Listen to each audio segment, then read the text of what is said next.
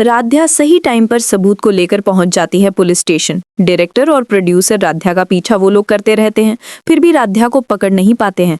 Police station में जाकर Radhya inspector को बोलता है, इंस्पेक्टर साहब आप सबूत को देख लीजिए, किस तरह से डायरेक्टर ने हीरोइन बनने का लालच देके कि लड़कियों से उन लोगों ने गलत काम करवाते हैं। जब इंस्पेक्टर के सामने राध्या सबूत दिखती है, तब इंस्पेक्टर सबूत देखने के बाद डायरेक्टर को और प्रोड्यूसर को दोनों को गिरफ्तार करता है और जेल में लाकर के बंद करता है। प्रथम को जेल से इंस्पेक्टर रहा कर देता है।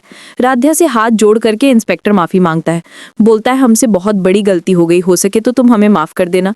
राध्या गौरी मिलकर की आज अपने प्रथम जी हो, राध्या बचा ही लिए और डायरेक्टर फंस गया। पूरी तरह से राध्या और गौरी दीदी उतरती हैं। उनके चेहरे पर आत्मविश्वास की चमक थी, जैसे वो पहले से जानती हूँ कि आज सब कुछ पलटने वाला है। राध्या के हाथ में वही मोबाइल था जिसमें अब डायरेक्टर और प्रोड्यूसर का असली सच कैद था। कुछ घंटे पहले ही दोनों क्रांति न्यूज चैनल के ऑफिस में घुस गई थी। ऑफिस के अंदर कैमरे और कंप्यूटर की रोशनी में दोनों ने फिल्म की तरह चाल चली थी। गौरी दीदी ने सफाई कर्मी का भेष बनाया था, जबकि राध्या न्यूज रिस्टर बनकर अंदर पहुंची थी। दोनों नेटवर्क रूम में जाकर सिस्टम से वो सारे वीडियो और ऑडियो रिकॉर्डिंग डाउनलोड किए थे जिनमें डायरेक्टर और प्रोड्यूसर खुलेआम 150 करोड़ की डील की बात कर रहे थे और मित्तल परिवार को फंसाने की साजिश रच रहे थे। वो पल कितना तनाव भरा था जब सिक्योरिटी गार्ड अंदर आने ही वाला था और राध्या ने फाइल ट्रांसफर खत्म होते ही मोबाइल छिपा लिया था। गौरी दीदी ने फाइल कॉपी होते ही पेन ड्राइव निकालकर जेब में डालनी थी। दोनों चुपचाप निकली और जैसे ही बाहर आई उनकी सांसों में जीत की खुशबू थी। अब वही सबूत उनके पास था। मित्तल भवन पर पहुंचे डायरेक्टर और प्रोड्यूसर को लगा था कि आज उनका दिन है, लेकिन तभी गौरी ने अपने फोन से क्रांति न्यूज के एक सीनियर पत्रकार को कॉल किया, वो आदमी जिसके नाम से वो दोनों डरते थे।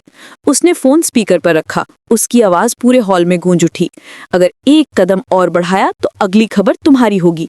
हमारे पास तुम्हारे सारे वीडियो हैं, कैसे तुमने 150 करोड़ की लालच में झूठ फैलाया और निर्दोष प्रथम को फंसाया।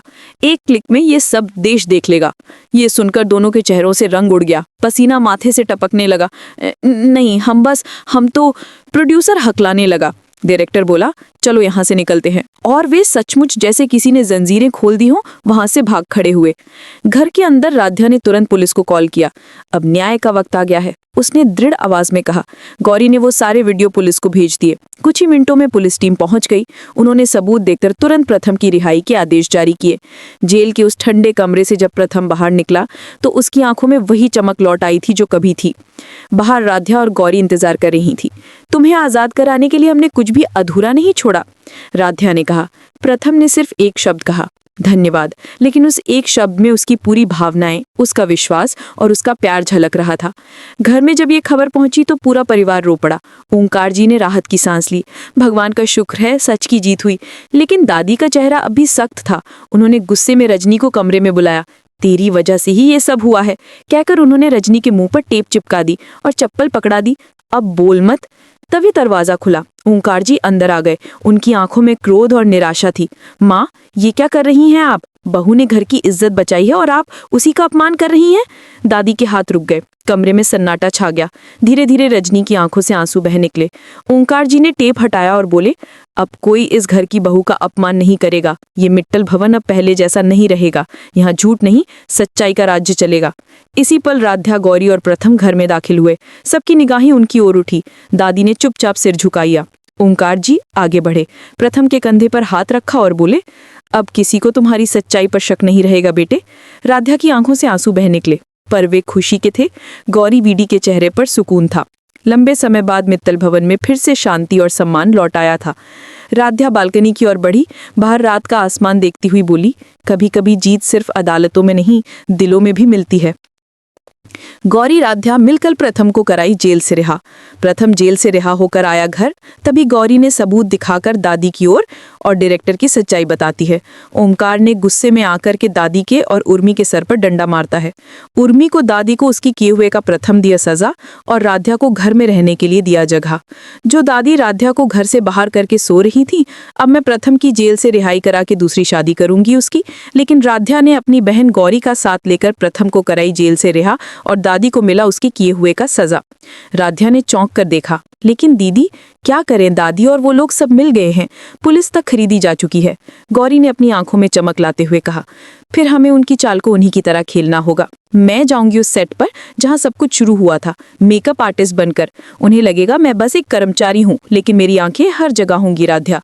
अगली सुबह फिल्म सेट पर चहल पहल थी। कैमरों की लाइट्स, कलाकारों की आवाजें, और उनके पीछे खड़ी थी एक नई मेकअप आर्टिस्ट, सिर पर दुपट्टा, हाथों में मेकअप किट और मोबाइल जेब में रिकॉर्डिंग मोड पर। वो थी गौरी दीदी। उसकी निगाहें बार बार डायरेक्टर और प्रोड्यूसर पर जा टकराती थी, जो वैनिटी वैन के पीछे खड़े कुछ कागजों पर चर्चा कर रहे थे। उनकी बातें धीरे धीरे स्पष्ट होने लगी। वो लड़की यानी राध्या अब समझेगी कि इस इंडस्ट्री में जगह बनाना इतना आसान नहीं होता, डायरेक्टर ने हंसते हुए कहा। प्रोड्यूसर बोला, और दादी जी का कहना है कि प्रथम को इतना फंसा दो कि वो बाहर आने की सोच भी ना पाए, उसके बिना राध्या को टूट जाएगी। गौरी ने मोबाइल को अपनी साड़ी में छिपाया और रिकॉर्डिंग चालू रखी। हर शब्द, हर हंसी, हर साजिश उसकी जेब में कैद होती जा रही थी। शूटिंग खत्म हुई तो वो धीरे से सेट से बाहर निकली। मन में डर था, पर आत्मविश्वास कि आज उसने राध्या के लिए कुछ बड़ा कर दिखाया है। लेकिन उसी शाम जब वो वैनिटी वैन में अपना सामान समेट रही थी, तभी पीछे से किसी ने उसके मुंह पर कपड़ा रख दिया। वो संघर्ष करती रही लेकिन बेहोश हो गई। जब उसकी आंखें खुली तो उसने खुद को एक पुराने अंधेरे गोदाम में पाया। चारों ओर जंग लगी मशीनें और टूटी कुर्सियां। उसके हाथ पांव रस्सियों से बंधे थे। सामने वही डायरेक्टर और प्रोड्यूसर खड़े थे। एक ने हंसते हुए कहा, बहुत चालाक बन रही थी ना तू, मेकअप आर्टिस्ट बनकर हमें बेवकूफ बनाएगी। अब दिखा अपनी बहादुरी। गौरी की सांसें तेज थीं, पर उसकी नजर झुकी नहीं। उसने धीरे से कहा, सच को कैद नहीं कर सकते तुम, वो बाहर जरूर जाएगा, चाहे मैं रहूं या नहीं, देख लेंगे, प्रोड्यूसर ने कहा और कमरे से बाहर चला गया। रात गहरी होती जा रही थी। गोदाम में बस एक मोमबत्ती टिमटिमा रही थी। गौरी ने अपनी कलाइयों को हिलाना शुरू किया। रस्सियों ने उसके हाथ छील दिए थे। खून बह रहा था, लेकिन वो रुकने वाली नहीं थी। धीरे धीरे रस्सी ढीली हुई और उसने खुद को छुड़ा लिया। दरवाजे के पास पहुंची ही थी कि बाहर बिजली कड़की और दरवाजे की कुंडी अपने आप खुल गई। वो भागी, जोर से भागी। बाहर मूसलाधार बारिश थी। सड़क पर भागती गौरी की मुलाकात राध्या से हो गई, जो खुद उसे ढूंढने निकली थी। दोनों बहनें एक दूसरे के गले लग गईं। राध्या रोते हुए बोली, दीदी तुम ठीक तो हो ना? गौरी ने कांपते हाथों से मोबाइल निकाला। ये देख सबूत, इन सब की सच्चाई, दादी, डायरेक्टर, प्रोड्यूसर सब एक है। राध्या ने मोबाइल थामते हुए कहा, अब तो भगवान भी हमारे साथ है, अब कोई हमें नहीं रोक सकता। उधर जेल के अंदर प्रथम की हालत खराब थी। पुलिस इंस्पेक्टर रिश्वत लेकर उसे हर दिन पीटता था। बोलो कब मानोगे कि तुमने गलत किया? वो चीखता था। प्रथम थका हुआ लेकिन मजबूत नजर से देखता रहा। जिसने सच बोला है उसे क्या झुकाओगे? तुमसे ज्यादा झूठा वो है जिसने मुझे यहाँ भेजा है। पुलिस अधिकारी ने और जोर से लाठी मारी। प्रथम गिर पड़ा, लेकिन होठों पर एक शब्द निकला, राध्या। इसी बीच प्रथम के पिता ओमकार अपने वकील के साथ थाने के चक्कर काट रहे थे। वो मेरा बेटा है, उसने कुछ नहीं किया, वे बार बार कहते, लेकिन हर जगह से जवाब मिलता, ऊपर से ऑर्डर आया है, हम कुछ नहीं कर सकते। ओमकार की आंखों में निराशा थी।